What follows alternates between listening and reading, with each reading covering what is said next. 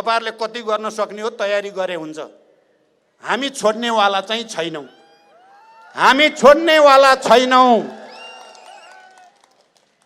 तपाईहरुले के गर्न सक्ने हो गरे हुन्छ। केपी ओलीलाई यदि कसैले गोटी बनाएको छ भने मलाई लाग्छ त्यस्तै हो। उनी गोटी भएको, उनी फेरि वैशाख उता उनी प्रधानमन्त्री पनि रहँदैन। नेपालको राजनीतिक इतिहासबाट तिनको पत्ता साफ हुनेवाला छ। हुनेवाला त्यही छ। हुनेवाला त्यही छ, हेर्नु होला। अनि उनीले नै चाहिँ श्री 3 महाराजधिराज हुन्छु भन्ने सपना देखेर हुनेवाला हो यो नेपाल। आजको नेपालमा एकजनाको सनकमा संसद भङ्ग, सनकमा चाहिँ चुनावको घोषणा, सनकमा चाहिँ 1200 एकजनाले सिधै। म चाहिँ उहाँ केपीजी आइसकेपछि तपाईले त सिधै हाल्नु भएछ नि भने मैले अब मिलेर चुनावमा जाने भन्नुभयो। के को चुनाव? तपाईले गरेर चुनाव हुने हो। तपाई संविधानको हत्या गर्ने अनि चुनावको कुरा गर्ने भने मैले होइन, अझै पनि सम्भावना छ भन्दै के भन्नुभयो भने म राष्ट्रपति कहाँ जान्छु भन्नुभयो। होइन, अलिकति चाहिँ केही कुरा गर्नु न, के छ उपाय भन्दाखेरि म राष्ट्रपतिलाई अहिले भर्खरै स्वीकृति नगर भन्न जान्छु भने क्या। त्यो स्वीकृति नगरिहाल्न भन्छु नि त म राष्ट्रपतिलाई भन्नुभयो। उता गएर भन्नु के भएछ भने छिटो गर है, छिटो गर, यहाँ फेरि चाहिँ मलाई दबाब आउन थाल्यो भनेको बुझियो। नेपाली कांग्रेसको तर्फबाट गिरिजाप्रसाद कोइरालाले, कहिले तत्कालीन नेकपा एमालेको तर्फबाट कमरेड मनमोहन अधिकारीले संसद विघटनको प्रस्ताव राख्नु भएकै थियो। त्यति बेला पनि विवाद र बहस त हुने गरेकै थियो संविधानमा, त्यो व्यवस्था भए पनि। तर अहिले त हामीले विगतको अनुभवको समीक्षा गरेर नै जहिले पनि राजनीतिक अस्थिरता र राजनीतिक चक्रव्यूहमा देश फस्ने भयो। अब संविधान सभाबाट संविधान बन्ने प्रक्रियामा हामीले त्यस्तो अस्थिरताको लागि संविधानमा कुनै पाल राख्न हुँदैन, कुनै ठाउँ राख्न हुँदैन भनेर संविधान सभाका प्रमुख राजनीतिक दलहरू सबै मिलेर त्यस्तो प्रावधान राख्नु हुँदैन भनेर नै संविधान अनुसार सदन भित्रैबाट विकल्प खोज्नु पर्दछ। पहिलो विकल्प, त्यो भएन भने दोस्रो विकल्प सदन भित्रबाटै खोज्नु पर्ने, दोस्रो पनि भएन भने तेस्रो विकल्प, तेस्रो पनि भएन भने चौथो विकल्प सदन भित्रैबाट खोज्ने भन्ने कुरा किटेर संविधानमा लेखियो। र चौथो विकल्प पनि भएन भने मात्रै अनि सदन भङ्ग गर्ने स्थिति आउँछ भनेर संविधानमा भनियो। अहिले केपी ओलीले जो सिफारिस गर्नुभयो यो बिल्कुल संविधानको मर्म, भावना र अक्षरका विरुद्ध छ। त्यसकारण मैले के भन्छु भने अहिले जबरजस्ती भनिएको छ, हुँदै नभएको संविधानमा हुँदै नभएको अधिकार, हुँदै नभएको व्यवस्थालाई प्रयोग गरेर कमरेड केपी ओलीले सदन विघटनको जो प्रस्ताव गर्नुभएको छ त्यो गलत छ। सदन भङ्ग भएको छैन। हामी मान्य सदस्यहरू अहिले पनि जीवित छौँ। मैले भन्ने गरेको छु भङ्ग भएको त केपी ओलीको सरकार हो। संविधान विरोधी काम गरेर केपी ओलीले आफूलाई विघटन गराएका छन्। केपी ओलीले इतिहासमा कलङ्कको टीका लगाएका छन्। त्यो कहिल्यै मेटिने छैन जबसम्म केपी ओलीले पश्चाताप गर्ने छैनन्। लोकतन्त्रमाथि मैले घात गरेँ, आफैले बनाएको संविधानको बलात्कार गरेँ मैले, म अपराधी हुँ भन्ने छैनन् तबसम्म इतिहासले उनलाई माफी दिने छैनन्, नेपाली जनताले उनलाई क्षमा दिने छैनन्। आज काठमाडौँका सडकमा देखिएको जनताको यो उपस्थितिले र देशभरि भएको प्रदर्शनले एउटा कुरा राम्रैसँग प्रमाणित गरेको छ र देशका सबै राजनीतिक दलहरू, नागरिक समाज, हिजोका पूर्व प्रधान न्यायाधीशहरू, नेपालका सबभन्दा सक्षम प्रतिभाशाली भनेर विश्वभरि स्थापित भएका प्रधान न्यायाधीशहरू, वरिष्ठ अधिवक्ताहरू, बुद्धिजीवीहरू, नागरिक समाजका वरिष्ठ प्रतिनिधिहरू, सबै जनसङ्गठनहरू सिंगै देश यो निरङ्कुश कदम हो, यो प्रतिगमनकारी कदम हो, यो असंवैधानिक कदम हो, यो अलोकतान्त्रिक कदम हो देशभरिको जनताले भनिसकेको छ। म भरोसा गर्न चाहन्छु हाम्रो सम्मानित सर्वोच्च अदालतले सिङ्गै देशको यो आवाजलाई र संविधानका अक्षर र भावनालाई सर्वोच्च अदालतले सम्मान गर्नेछ। म भरोसा व्यक्त गर्न चाहन्छु। म यो कुरा सोच्न पनि सक्दिनँ कि हाम्रो सम्मानित सर्वोच्च अदालतले संविधानको मर्म र भावना बुझ्दैन भनेर म सोच्न पनि सक्दिनँ। हाम्रो सम्मानित सर्वोच्च अदालतले देशका तमाम बौद्धिक जमात, नागरिक समाज, हिजोका कानुनी क्षेत्रमा काम गर्ने तमाम बुद्धिजीवीहरू, सबै राजनीतिक दलको भावना विपरीत जान्छ भनेर म कल्पना पनि गर्न सक्दिनँ।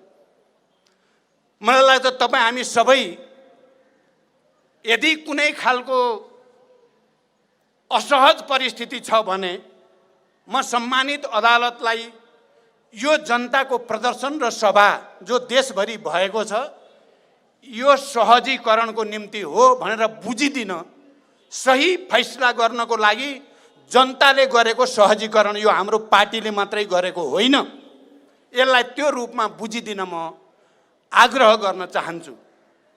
र यो आन्दोलनको यो सुरुवात मात्रै हो। म सबैलाई यो कुरा पनि भन्न चाहन्छु। मैले अहिले यहाँ बस्दै गर्दा एउटा कुरा सम्झेँ। 46 सालको ऐतिहासिक जनआन्दोलनको तयारीको बेला थियो। एउटा आमसभामा कमरेड मदन भण्डारी प्रमुख वक्ताको रूपमा बोल्दै हुनुहुन्थ्यो। त्यो सभालाई उहाँले भन्नुभएको थियो, यो त आन्दोलन होइन, यो त आन्दोलनको टेलर मात्रै हो, यो त भत्केउरो आएको मात्रै हो, जन्ती आउनै बाँकी छ, बाजा बज्नै बाँकी छ। मैले पनि आज के सोचेको छु भने यदि संविधानमाथिको यो निर्मम प्रहारलाई सच्याउने कोसिस गरिएन भने, लोकतन्त्रमाथिको यो प्रहारलाई सच्याउने कोसिस गरिएन भने यो भत्केउरो मात्र साबित हुनेछ। भोलि त आँधी हुरी आउनेछ। नेपाली जनता जागिसकेका जनता हुन्। लामो सङ्घर्ष र बलिदानको इतिहास बोकेर नेपाली जनतामा राजनीतिक जागरणको र चेतनाको नयाँ युग प्रारम्भ गरेको नेपाली जनता हो। छोड्ने छैन नेपाली जनताले। म खबरदारी गर्न चाहन्छु प्रतिगमनका पक्षपातीहरूलाई, तिमीहरूले यदि सोचेका छौ भने जनता भनेका यस्तै हुन्, झुकियासी झुकिहाल्छन्, ठगेसी ठगिहाल्छन् भन्ने ठानेको हो भने त्यो तिमीहरूको ठुलो भुल हो। बरु समयमै गल्ती सच्याउँदा जनताले क्षमा दिन सक्छन् तिमीहरूलाई। त तिमीहरूले सच्याएनौ भने 250 वर्ष पुरानो राजतन्त्रलाई बढाएर फाल्न सक्ने जनताले यस्ता निरङ्कुशता र प्रतिगमनका पुजारीहरूलाई सजिलै बढार्नेछन् भन्ने विश्वास म व्यक्त गर्न चाहन्छु र ती सबैलाई खबरदारी गर्न चाहन्छु यो मञ्चबाट। यो कमरेडहरू र मित्रहरू, प्यारा दिदीबहिनी दाजुभाइहरू, यो कुरा आज अचानक भयो भने जस्तो मात्रै पनि होइन। केपी ओलीले पार्टी विभाजन गर्न खोजेको, लोकतन्त्रमाथि प्रहार गर्न खोजेको गएको 1 सालदेखि नै हो। जति बेला हामी पार्टीभित्र बहस छलफल गर्न थाल्यौँ, हामीले एकताको बेला बनाएको राजनीतिक प्रतिवेदन, हामीले त्यति बेला बनाएको विधान अनुसार चल्नु पर्यो, पार्टी हामीले गरेका निर्णय अनुसार चल्नु पर्यो। हरेक 3 महिनाभित्र स्थायी समितिको बैठक बस्नै पर्यो, सचिवालयको बैठक आवश्यकता अनुसार बस्नै पर्यो, हरेक 6 महिनाभित्र केन्द्रीय समितिको बैठक बस्नु पर्यो भन्ने मान्यता छ।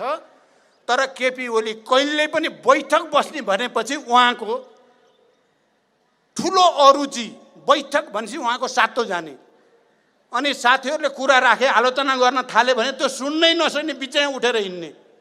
त्यति मात्रै होइन, अस्ति एक दिन त सचिवालयको बैठकमा उहाँले आफूलाई मन लागे जति हामीले धैर्यतापूर्वक सुन्यौँ सचिवालयका सबै नेताहरूले। जब मैले त्यसको जवाफ दिन 2 मिनट के बोलेको थिएँ, बोल्न पाउनुहुन्न भन्ने मलाई अर्को अध्यक्ष, अझ कार्यकारी अध्यक्षलाई भने कति तानाशाही प्रवृत्ति, कति निरङ्कुश।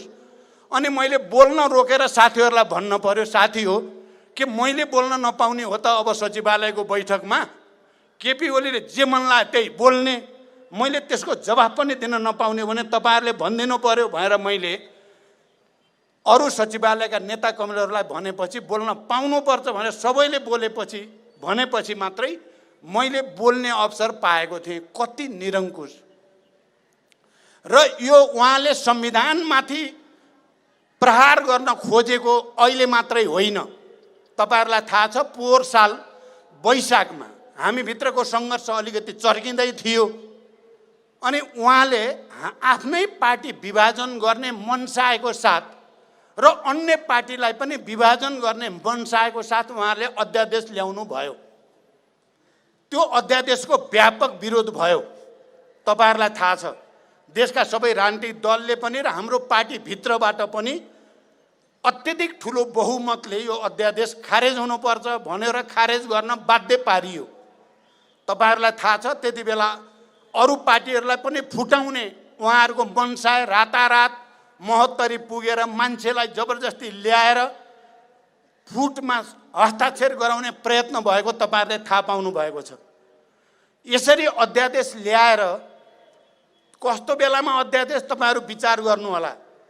देश कोरोनाको कहरका कारण महामारीका कारण आक्रान्त भएको छ। जनता घरभित्र कैद भए जस्तो भएको छ।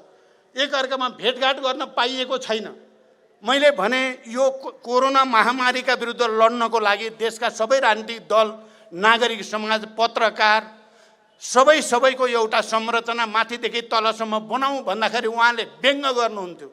यस्तो किन चाहियो, सरकार आफै एक्लै गरिराखेकै छ नि भनेर भनेको सायद तपाईँहरूले सुन्नुभयो होला। जो हामी सबै लकडाउनभित्र बसेको बेलामा केपी ओलीको ध्यान कहाँ गयो त? पार्टी फुटाउनेमा, जनतालाई राहत दिनेमा होइन, कोरोनाका विरुद्ध लड्नको लागि एउटा अभियान चलाउनेमा होइन, आफ्नै पार्टी फुटाउनको लागि अध्यादेश ल्याउनेतिर।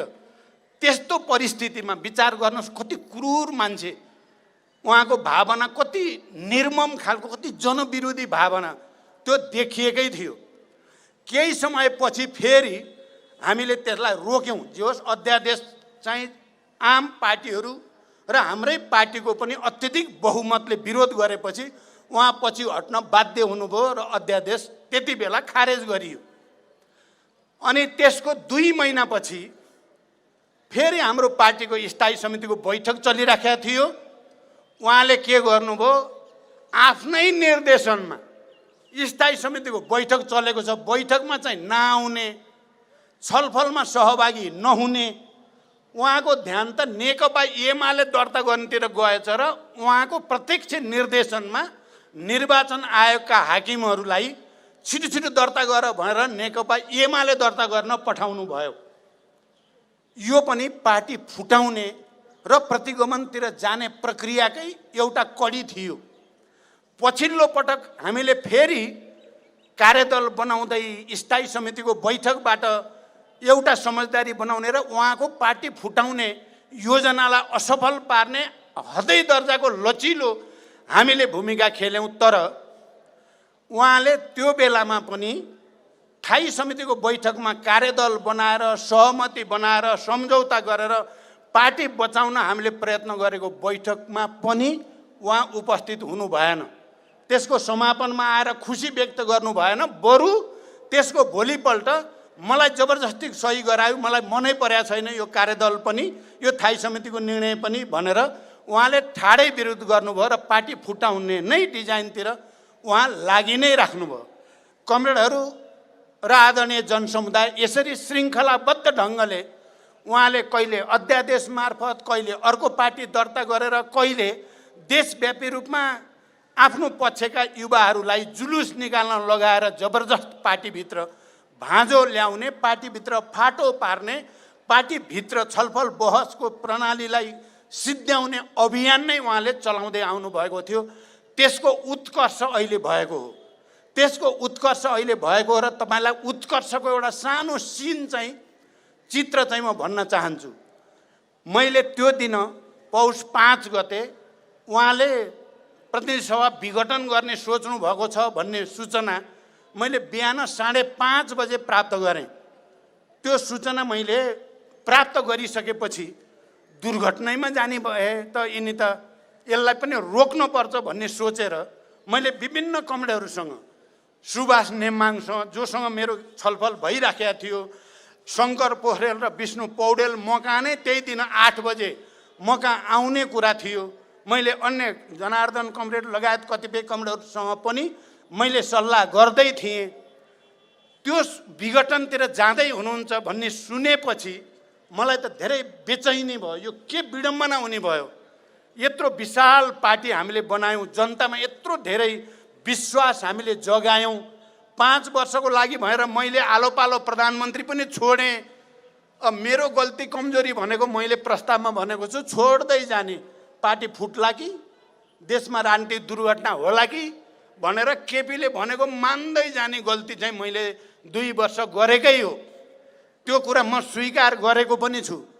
अनि उहाँ चाहिँ सम्पूर्ण चिज एकाधिकार आफ्नो कब्जामा पार्दै जाने यो कसरत त देखिएकै थियो। अनि त्यो दिन मैले 8 बजेतिर उहाँलाई फोन गरेर तपाईँ अलिकति एक्सट्रिम डिसिजनतिर जाँदै हुनुहुन्छ भन्ने सूचना मैले पाएँ। कमरेड त्यसो नगर्नुहोस्, कम्तीमा 2 जना हामी भेटेर छलफल नगरेसम्म तपाईँ डिसिजन नगर्नुहोस्। मैले रातभरि सोचेर 2टा विकल्प बनाएको छु। त्यो विकल्पबारे तपाईँ र म छलफल गरेपछि मात्रै जे गर्नु छ गरौँला भने उहाँले हुन्छ भन्नुभयो र 11 र 11:30 को बिचमा भेट्ने अनि 1-8 घन्टा कुरा गरेपछि मात्रै अरू फर्दर के गर्ने भन्नेमा सहमति भयो। तर एकछिनपछि त उहाँ त अचानक क्याबिनेटको बैठक बोलाउनु भएछ। अनि क्याबिनेटको बैठक बोलाइसकेपछि मलाई त झन् चिसो पस्यो। अनि मैले फेरि उहाँलाई फोन गरेँ, अनि तपाईँले त क्याबिनेट बोलाउनु भएछ फेरि। मैले त क्याबिनेट अगाडि तपाईँसँग भेट्ने पो भनेको हो भनेर भने मैले। त्यसो भएपछि म तुरुन्तै आउँछु तपाईँ कहाँ। क्याबिनेटभन्दा अगाडि तपाईँ र म कमसेकम 15-20 मिनट भए पनि कुरा गर्न पर्छ भनेर म गाडी लिएर निक्लिहालेँ। म पुग्दा नपुग्दै उहाँ क्याबिनेटभित्र छिरिहाल्नु भयो। अनि म उहाँको निवासमा जाँदा सुभाष नेमाङ त्यहाँ हुनुहुन्थ्यो। किन उहाँ त मसँग कुरा गरेर मात्रै जाने भन्ने भएको थियो, त उहाँले त गइ नै हाल्नु भएछ भन्दा सुभाषजीले मलाई भनेको चाहिँ उहाँले भन्नुभयो होइन उहाँ त अध्यादेश फिर्ता लिन जानुभएको भन्नुभएको छ मलाई भन्दा थोरै राहत आयो मलाई चाहिँ। ए अध्यादेश फिर्ता लिन जाएको हो भने त राम्रै कुरा भयो। तर 5 मिनट के बसेका थिएँ, क्याबिनेटबाटै सूचना आयो मलाई कि प्रतिनिधि सभा भङ्ग गर्ने प्रस्ताव भइसक्यो भनेर सूचना आएपछि म चाहिँ निकै नै स्तब्ध जस्तो भएँ। त्यहाँ यति ठुलो ढाँट छल जाल झेल गर्नुपर्छ त पार्टीभित्र? तपाईँहरू विचार गर्नुहोस्। यसरी नियोजित रूपमा उहाँले यो सङ्घीय लोकतान्त्रिक गणतन्त्रका विरुद्ध, लोकतन्त्रका विरुद्ध, हाम्रो संविधानका विरुद्ध अभियान चलाएको र एउटा ग्रान्ड डिजाइन अन्तर्गत, एउटा नियोजित षड्यन्त्र अन्तर्गत जनताका विरुद्ध यो प्रहार भएको हो भन्ने यसबाट प्रमाणित भएको छ। र मैले त्यसकारण भनेको छु कि अब यसलाई रोक्ने मुख्य ताकत कुन हो त? हामीले यो सङ्घीय लोकतान्त्रिक गणतन्त्रको संविधान बनाउँदा संविधानको प्रस्तावनामा नै लेखेका छौँ हामी सार्वभौम नेपाली जनता आफ्नो प्रतिनिधि मार्फत संविधान सभाबाट सङ्घीय लोकतान्त्रिक गणतन्त्रको यो संविधान घोषणा गरेका छौँ भनेको छ। अर्थात् हाम्रो यो संविधानले पहिलोचोटि नेपाली जनतालाई सम्पूर्ण रूपले सार्वभौम भनेको छ। योभन्दा अगाडि त राजा महाराजा समेत जोडेर हुन्थ्यो। यो पटक सम्पूर्ण रूपले नेपाली जनता सार्वभौम अधिकार सम्पन्न छन् र उनीहरूको सार्वभौम अधिकारको प्रयोग गरेर नै संविधान सभाबाट सङ्घीय लोकतान्त्रिक गणतन्त्रको संविधान घोषणा गरिएको हो भने हाम्रो पार्टीले र हामीले के सोच्यौँ भने अब यो प्रतिगमनलाई रोक्ने, यो प्रतिक्रान्तिलाई रोक्ने, यो लोकतन्त्रको हत्या गर्ने प्रवृत्तिलाई रोक्ने ताकत नेपाली जनतामा मात्रै छ। प्रतिक्रियावादीहरू जताकतैका उनीहरू चाहिँ कम्युनिस्ट पार्टी विभाजन हुँदा खुसी भएका छन्। उनीहरूमा खुसियाली छाएको छ।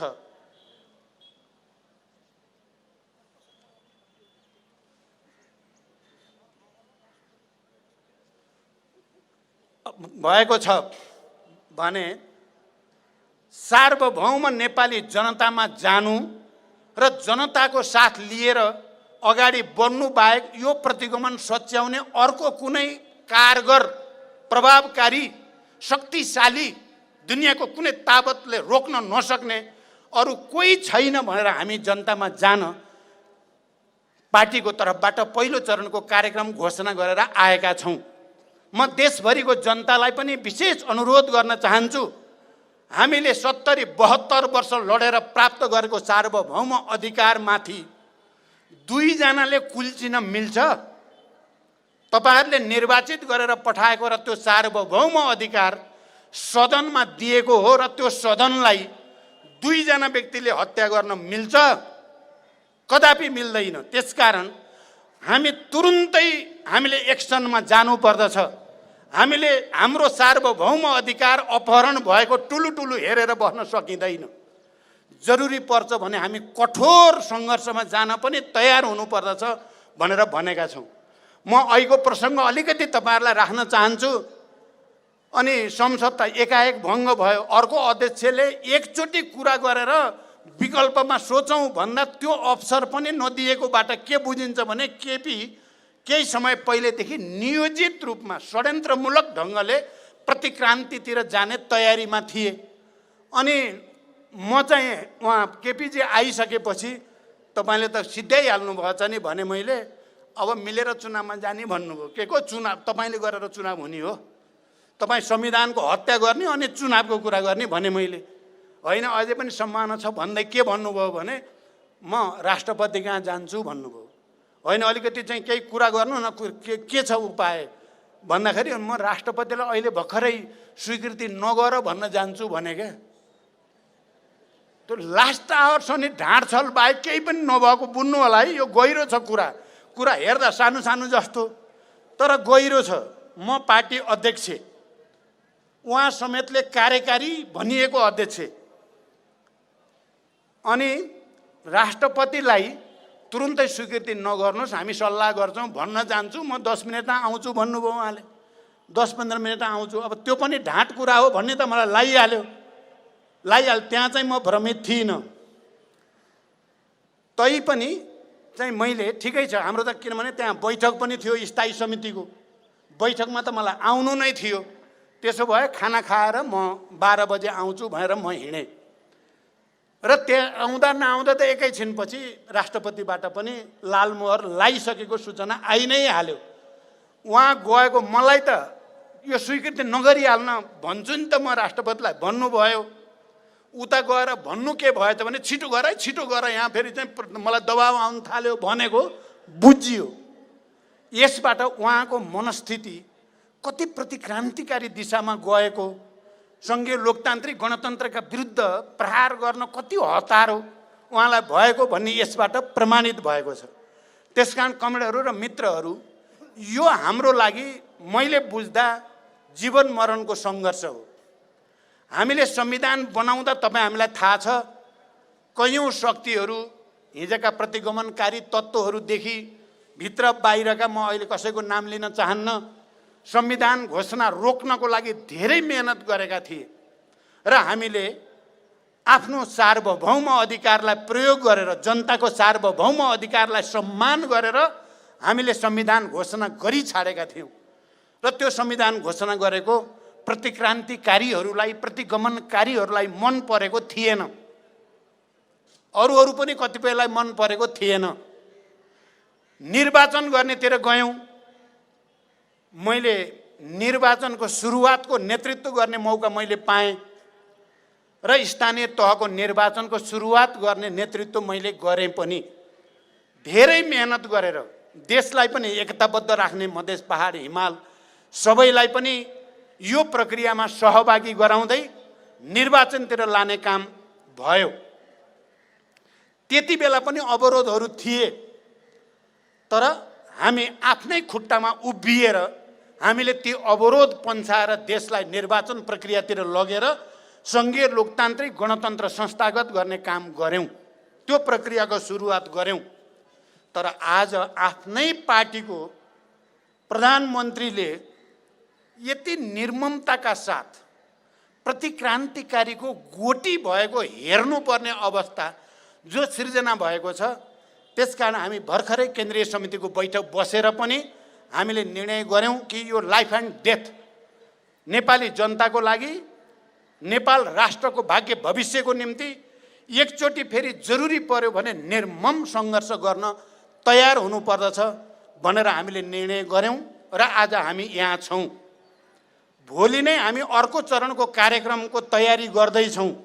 योभन्दा अलिक कडा म सबैलाई भन्न चाहन्छु, तपाईहरुले सोध्नु भएको छ प्रधानमन्त्रीले या अरूहरूले भने तपाईहरु भ्रममा नबस्नु होला। म केपी जस्तो ढाँडछल गर्न जान्ने मान्छे पनि होइन, हामी कोही पनि त्यस्ता छैनौँ। सिधा कुरा हो, हामी अन्तिम समयसम्म लड्छौँ। तपाईहरुले कति गर्न सक्ने हो तयारी गरे हुन्छ। हामी छोड्नेवाला चाहिँ छैनौँ, हामी छोड्नेवाला छैनौँ। तपाईहरुले के गर्न सक्ने हो गरे हुन्छ। मैले भनेको छु, एक अर्थमा मैले नकारात्मक अर्थमा केपीलाई धन्यवाद पनि भनेको छु। केपीलाई दुई ठाउँमा मैले धन्यवाद भनेको छु। यहाँ पहिला अलिकति अन्तरसङ्घर्ष चल्न थालेपछि केपीजी मसँग मैले आलोचना गरेँ भनेर बेसरी रिसाउनु भयो। रिसाएर तपाईहरुले सुनिसक्नु भएको छ, कुर्सी मेरो र केपीको अगाडि हुन्थ्यो, अरू 7 जना सचिवालयका सदस्यको त पछाडि यता अर्कोपट्टि हुन्थ्यो कुर्सी। उहाँ रिसले चुर भएर एक दिन त मेरो कुर्सी हटाएर लएर उता राखिदिनु भएछ 7 जनातिर। मेरो त कुर्सी नै छैन।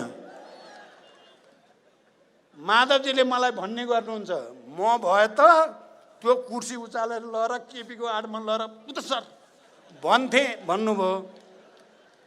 माधवजीले अहिले नि भन्नुहुन्छ, अहिले मौका परे भयो अहिले भनिसक्नुहुन्थ्यो। ठिकै हो माधवजीको कुरा। म माधवजीको भावना र स्पिरिटलाई बुझ्छु राम्रोसँग, म सम्मान पनि गर्छु। अनि मैले चाहिँ के भने, म त खुसुक्क गएर बसेँ यतापट्टि पछाडि र मैले केपीलाई धन्यवाद भने। म तपाईतिर बस्न बाध्य भएको थिएँ, बडो उकुस मुकुस भएको थियो तपाईसँग बस्न। मलाई 7 जनाको मोर्चामा लगेर पठाइदिनु भयो, धन्यवाद। म 7 जनातिर भएँ आजदेखि। हुन पनि त्यस्तै भयो, हामी यता भयौँ, उहाँ उता हुनुभयो। उहाँ प्रतिगमनकारी हुनुभयो, हामी फेरि एकचोटि क्रान्तिकारी भयौँ। त्यसकारण उहाँलाई धन्यवाद। अहिले पनि मैले धन्यवाद भनेको छु। एक अर्थमा कतिपय साथीहरूले प्रचण्ड जस्तो मान्छे, माधव नेपाल, झलनाथ खनाल, नारायण काजी, अरू नेताहरू, अमृत बोहरा, ठुला सबै चाहिँ सडकमा पलेटी कसेर बसेको देख्दा टिस लागेछ क्या साथीहरूलाई। अरे के दिन देख्न पर्यो। 3 जना पूर्व प्रधानमन्त्रीहरू चाहिँ सडकमा गएर पलेटी कसेर बसेको छ जाडोमा। बिरामी होलान् कि भन्ने पिर पनि भएछ। र जुलुस लिएर नारा लाउँदै हिँडेको दृश्य देख्दा चाहिँ बडो कस्तो टिस लागे जस्तो, माया लागे जस्तो पनि, अलिअलि बैराग लागे जस्तो पनि खबर मलाई आयो। मैले के भने होइन, जसरी केपीले मेरो कुर्सी झिकिदिएर मलाई 7 जना सचिवालयका सदस्यको मोर्चा बनाउन सहयोग गर्नुभयो, अहिले केपीजीले सदन भङ्ग गरेर मलाई जनताको मित्र, फेरि जनताको छोरो बनाउन पठाइदिनु भयो। त्यसकारण धन्यवाद। कता सत्तातिर जाँदाखेरि नेताहरू बिग्रे कि सबै उस्तै पो हुन् कि, हाततिर हात्ती छाप चप्पल भन्या जस्तो पो हो कि भन्ने परेको थियो। अब गएर भुइँमा, चिसो भुइँमा बसिदिएपछि त जनतालाई पनि भयो, मलाई त गर्व भयो। अब म फेरि जनताको छोरोको रूपमा जनतासँगै चाहिँ हिँड्ने, जनतासँगै बस्ने र जनतासँगै अगाडि बढ्ने मौका दिनुभयो केपीजीले। त्यस अर्थमा चाहिँ मैले उहाँलाई धन्यवाद भनेको छु। र कमरेडहरू र मित्रहरू, प्यारा दिदीबहिनी दाजुभाइहरू, यो आन्दोलन, यो प्रतिगमन नसच्चिँदासम्म यो प्रतिनिधि सभा विघटनको प्रतिक्रान्तिकारी कदम नसचिँदासम्म रोकिने छैन। मलाई विश्वास छ। अहिले म यस अर्थमा खुसी छु, मैले फेरि भन्ने गरेको छु, लडाईँ त हामीले जितिसक्यौँ। हिजो जनयुद्धको बेलामा या जनआन्दोलनको बेलामा मैले हिसाब गर्थेँ, पहिला विचार, राजनीति, जनभावना अनुसार योजना बन्यो कि बनेन र हामी जनतासँग जोडियौँ कि जोडिएनौँ भन्ने कुरालाई बडो गहिरो गरी विचार गर्थेँ मैले र योजना बनाउँथेँ। जनतासँग जोडिने योजना बनिसकेपछि लडाईँ लड्नुभन्दा अगाडि नै हामीले जित्यो भन्थेँ मैले, हामीले जित्छौँ। अहिले पनि मैले भनेको छु, हामीले लडाईँ जिति नै सक्यौँ। कमरेडहरू र मित्रहरू, हामीले जित्यौँ। किन जित्यौँ त? हामी जनताको साथमा भयौँ, केपी प्रतिगमनकारीको साथमा भए, उनले लडाईँ हारे, हामीले लडाईँ जित्यौँ। लडाईँ जितको सबभन्दा ठुलो आधार भने जनतासँग को छ, लोकतन्त्रको पक्षमा को छ, समाजवादको पक्षमा को छ, कम्युनिस्ट पार्टीको सिद्धान्त विधि विधानको पक्षमा को छ, त्यसले जित्ने कुरा हो। हामीले जित्यौँ। अझ अहिले त अझ दृढताको साथ हामीले भन्न सक्ने कुरा के छ भने यो कदमका विरुद्ध के प्रतिपक्ष, के सदनमा भएका राष्ट्रिय दलहरू, के हिजोका प्रधान न्यायाधीश, न्यायाधीश, अधिवक्ताहरू, के आजका बुद्धिजीवीहरू, सङ्घ संस्था, कहिले 22 वटा, कहिले 25 वटा, कहिले 54 वटा, सब खडा भएका छन्। यो अलोकतान्त्रिक छ, असंवैधानिक छन् र अब देशभरिको जनताले बुझिसकेको छ कि यो अलोकतान्त्रिक, असंवैधानिक, निरङ्कुश कदम हो, यसलाई सच्याइ नै पर्छ भन्ने छ। अब मैले त अरू भन्न सक्ने कुरा छैन। जहाँ यो पुगेको छ ती ठाउँहरूले यो राष्ट्रको आवाजलाई, जनताको, आम नेपाली जनताको भावना र चाहनालाई सम्मान गरेर छिटोभन्दा छिटो निकास दिनेछन् भनेर भरोसा गर्नु बाहेक त हामीले अहिले त अरू धेरै गर्न सक्दैनौँ। पार्टीको कुरा छ, पार्टीको कुरा निर्वाचन आयोगमा छ। हामी अस्ति केन्द्रीय समितिको बैठक बस्यौँ, यो सबैलाई थाहा भएकै कुरा हो। केन्द्रीय समितिको 70% भन्दा बढीको उपस्थितिमा हामी केन्द्रीय समितिको बैठक बस्यौँ र हामीले सशरीर देखाउन पर्यो, शरीरै देखाइदिन पर्यो भनेर तपाईहरुले देख्नुभयो। हामी निर्वाचन आयोगमा गयौँ र निर्वाचन आयोगका प्रमुख आयुक्त र अन्य आयुक्तहरूसँग हामी यहाँ छौँ भन्यौँ र चाहिन्छ भने हामी 300 जना केन्द्रीय सदस्यहरूलाई लाइन लगाएर तपाईहरु शनाखत गर्न पनि हामी तयार छौँ। तर कुनै भ्रममा कोही पर्न भएन भनेर हामीले अपिल गरेका छौँ। त्यहाँ पनि हाम्रो भरोसा छ। तर कुरा के रहेछ कमरेडहरू र मित्रहरू भने प्रतिक्रान्तिकारीहरू, प्रतिक्रियावादीहरू र गलत प्रवृत्तिका मान्छेहरू जाल, जेल, षड्यन्त्र, विधि पद्धति बाहिर अँध्यारा कुनामा राति राति चाहिँ के हुन् के बैठक भएको पनि सुनेको छु मैले। आज चाहिँ भन्दिन, अर्को दिन भनौँला तपाईहरुलाई। कस्ता कस्ता मान्छेका बैठक बसेर रहेछन् भन्ने कुरा पनि उनीहरू त्यसो गर्दा रहेछन्। हामी दिउनको उज्यालोमा खुल्लम खुल्ला सीधा सीधा पारदर्शी तरिकाले जनतासँग वार्ता गर्छौँ हामी। यही हो फरक, केपी र हाम्रो फरक त्यहाँ छ। हामी सीधा सीधा भनिरहेका छौँ र पार्टीको वैधानिकताको कुरा र सूर्य चुनाव चिन्हको कुरा यो त दिनको घाम जत्तिकै छर्लङ्ग छ। 70% भएको पार्टी नहुने अनि 100 को वरिपरि बसेर 1200 बनाए भनेर नौटङ्की गर्ने, त्यो पनि कहीँ छलफल छैन। कहीँ छलफल छैन। एकजना व्यक्तिले 1200 भनेपछि 1200 हुने, यस्तो पनि हुन्छ दुनियाँमा कहीँ? कम्युनिस्ट सिद्धान्त, पद्धति, विधि, एकजनाको सनकमा संसद भङ्ग, सनकमा चाहिँ चुनावको घोषणा, सनकमा चाहिँ 1200 एकजनाले सिधै, त्यहाँ कहीँ छलफल छैन। त्यसकारण कमरेडहरू यो ऐतिहासिक क्षण हो। हामी जति सशक्त रूपले अगाडि बढ्छौँ त्यति छिटो यो सच्याइन्छ। मैले बुझ्दा सडकले नै हो सच्याउने, जनताले नै हो सच्याउने। अरू कुरा पनि हामी गरौँला। अदालतसँग हामीले सम्मान गर्ने हो, अदालतलाई सम्मान बाहेक केही गर्न मिल्दैन। हामी गर्दैनौँ पनि। हामी आशा गर्छौँ अदालतले छिटोभन्दा छिटो यो असंवैधानिक र अलोकतान्त्रिक कदम सच्याउने छ भनेर भरोसा गर्छौँ हामी। तर हाम्रो सबभन्दा ठुलो भरोसा नेपाली जनतामाथि नै हो, अरूमाथि होइन। जनताले मात्रै यसलाई सच्याउन मद्दत गर्न सक्छन् भन्ने हाम्रो अन्तिम भरोसा जनतामाथि हो। त्यसकारण हामी आन्दोलनको यो अभियानमा छौँ। कमरेडहरू र मित्रहरू, के धेरै दिन लाग्दैन, कतिपय मानिसहरूलाई अहिले कम्युनिस्ट पार्टी विभाजित भएको मध्यावधि भइहालिदियो भने त हामीले चुनाव जितिहालिन्छ नि भनेर अलिअलि सपना देख्न खोजेको कुरा नि सुनिन्छ। म ती साथीहरूलाई त्यस्तो सपना नदेख्नु, त्यो दुस्वप्न हो भन्न ठान्छु। म चाहिँ यो हुनेवाला चुनावको घोषणा भएकै होइन। यति तथ्यहरू भन्दै पनि भ्रममा परियो भने हामी बर्बाद हुन्छौँ, नेपाल बर्बाद हुन्छ। यो चुनाव गर्नलाई घोषणा भएकै होइन। स्वयं केपी ओलीलाई भरोसा छैन। अस्ति भएका कुरा मैले थाहा पाइसकेको छु। चुनाव त हुँदैन त्यति बेला, जबरजस्ती लाने हो भन्ने छ उहाँहरूको योजना। म साथीहरू जसलाई लोभ लागेको छ नि हामी जित्छौँ कि भन्ने भ्रममा नपर्न अपिल गर्दछु। हुनेवाला चुनावको घोषणा गरेको होइन। हुनेवाला हो भने त अर्को अध्यक्षले 5 मिनट 15 मिनट कुरा गरेर पार्टी एकता नि बचाउँ, संसद नि बचाउँ भन्दाखेरि हुँदा खाँदाको बहुमत छोडेर यस्तो दुर्घटना गर्नेले चुनाव गराउँछन्। केपी ओलीलाई यदि कसैले गोटी बनाएको छ भने मलाई लाग्छ त्यस्तै हो। उनी गोटी भएको, उनी फेरि वैशाख उता उनी प्रधानमन्त्री पनि रहँदैन। नेपालको राजनीतिक इतिहासबाट तिनको पत्ता साफ हुनेवाला छ। हुनेवाला त्यही छ, हुनेवाला त्यही छ, हेर्नु होला। अनि उनीले नै चाहिँ श्री 3 महाराज धिराज हुन्छु भन्ने सपना देखेर हुनेवाला हो यो नेपाल। आजको नेपालमा, आजको विश्वमा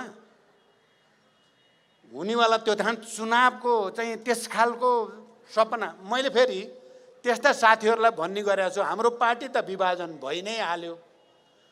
अब संसद पुनर्स्थापना भएर चुनाव गरे पनि ती साथीहरूले कम्युनिस्ट पार्टी फुटेको बेला हामीले चुनाव जित्छौँ भने त फुटि नै हाल्यो। अब तपाईँ जित्नु होला नि त चुनाव। संसद पुनर्स्थापना भने 2 वर्षपछि त चुनाव हुनु नै छ। 1 वर्षपछि त स्थानीय चुनाव सुरु हुने नै वाला छ। कम्युनिस्ट पार्टी त फुटि नै हाल्यो। त्यसपछि तपाईँ त ढुक्क बसे भयो नि त। अनि यो लोकतन्त्रमाथि भएको यत्रो घात, संविधानमाथि भएको, तपाईँ हामी मिलेर बनाएको होइन यो संविधान। प्रधानमन्त्रीलाई अधिकार विशेषाधिकार दिनुहुन्न भनेर सहमति गरेर लेख्या होइन संविधानमा। त्यहाँदेखि संविधान बचाइयो भने पो चुनाव पनि जितिएला, जित्नु होला। किन आत्तिनुहुन्छ? यदि त्यसो गरिएन भने पहिला त चुनाव त हुँदैन नै र यो सङ्घीय लोकतान्त्रिक गणतन्त्र धरापमा जान्छ, संविधान धरापमा जान्छ, शान्ति धरापमा जान्छ, देशै धरापमा जान्छ। यति कुरा त बुझ्न धेरै ठुलो ज्ञान चाहिने जस्तो पनि मलाई त लाग्दैन। यो त सजिलै बुझिन्छ, सबैले त भनिरहेका छन्।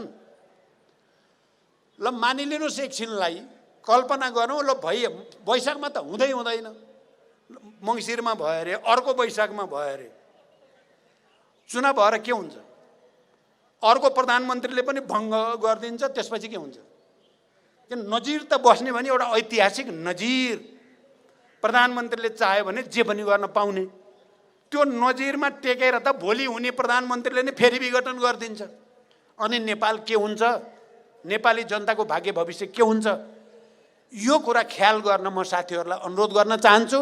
सबै राजनीतिक दलहरूको यति बेलाको जिम्मेवारी एक ढिक्का भएर यो असंवैधानिक, अलोकतान्त्रिक, निरङ्कुश र प्रतिगमनकारी कदम सच्याउने नै हामी सबैको र आम नेपाल राष्ट्र र नेपाली जनताको भाग्य भविष्य सुनिश्चितताको आधार हो।